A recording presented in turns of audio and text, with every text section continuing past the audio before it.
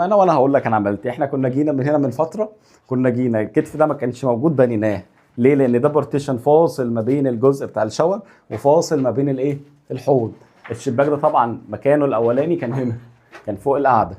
اتنقل حاليا بقى هنا. هو ما كانش هنا بالظبط يعني، كان في الحته دي اللي احنا بالنسبه لنا هيبقى فيها الشاور نفسه الصرف بتاعه، فاحنا قفلناه وفتحناه هنا بحيث ان هو يبقى ايه، على منور، ما يبقاش على الظهر بتاع العماره. فده بالنسبه للتعديلات اللي حصلت في المكان ده. عندي الثلاث محابس بتوعي اهم تحت، واحد للخزان الدفء، وواحد عمومي للشقه، وواحد للحمام ده، بحيث ان انا يعني لو حبيت اقفل على حاجه يعني. الصرف والتغذيه بتاعي تمام. طبعا هنا عشان ده عمود، فاحنا ماشيين المواسير من فوق العمود من بره، مش قاطعين في العمود وماشيينها. فده يحتاج ان انا ابقى البؤج بتاعتي او المحاره كبيره شويه عشان تقدر ترم على الايه، على الكلام ده كله. البؤج بتاعتي اهي في 2 سم مثلا لجوه، بحيث ان ده اللي هيجي يغطي لي على المواسير بتاعتي، وابقى امن ان مفيش حاجه ايه تحصل فيما بعد يعني باذن الله.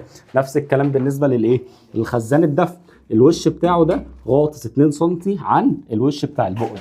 فبالتالي انا لما هاجي في الاخر اقفل، دول كلهم هيطلعوا على ايه، نفس المستوى، ودول على نفس المستوى. وهنا هيبقى عندي ده لسه هيتعمل مباني حوالين الخزان، والحته اللي فوق دي هتتعمل وحده تخزين يعني باذن الله.